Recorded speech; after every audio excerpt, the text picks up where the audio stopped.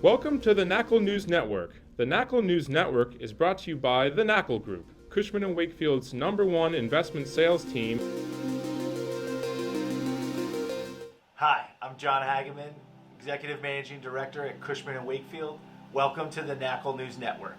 Today I'm here with Bob Knakal, Chairman of New York Investment Sales, and today we're going to continue our discussion of the 2018 investment sales market. So Bob, last week we talked about how you forecast the market and some of the factors that go into that, primarily history, tax policy, and how we pay attention to Manhattan.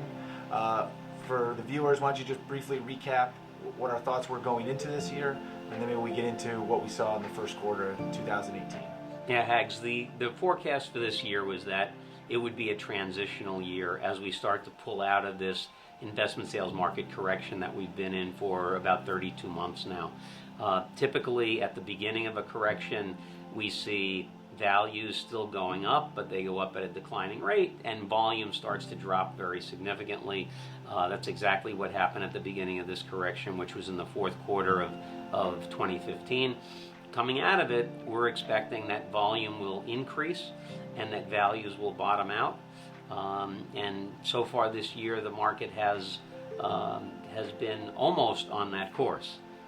So Bob, let's get into some of the numbers specifically. We always talk about dollar volume, turnover rate, etc. Tell us what we saw. Okay. Well, in the first quarter of 2018, the dollar volume of sales citywide was $12.4 billion, which means we're on pace for about $49.7 billion for the year. That would be a 38% increase over last year's total of $35.9 billion.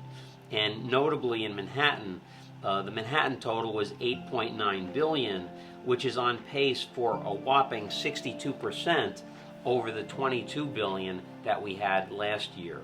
And in terms of Manhattan volume of sales, that $22 billion last year was really a very, very low number historically. So we've seen these big increases in dollar volume so far this year in New York City broadly and specifically in Manhattan.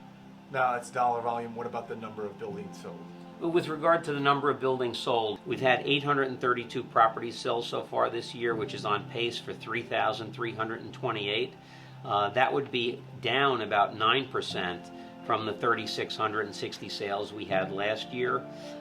And while I mentioned that metric is not moving in the direction we anticipated, we do think that it will pick up as we go through the year. We've seen increased volume in terms of number of listings we've had. We've seen market-wide more listings. We've seen better activity. We've seen traction negotiating, traction with contract executions. So we expect that number will pick up as we move further into 2018. So Bob, we reviewed volume of sales. Let's talk about value. What has value looked like throughout the first quarter and how that compares to last year? Yeah, well, Hags, value is very interesting. If we look at value, last year was a turning point for the market, particularly in Manhattan, where value was down across the board for every product type. It's the first time in this cycle that we've had negative value growth in Manhattan, and it varied. We've had the most adversely affected product type was land, which dropped by about 18%. Retail properties were down 11, office down 9, mixed use down 8. Multifamily held up the best, with walk-up properties down 3% and elevators down 2.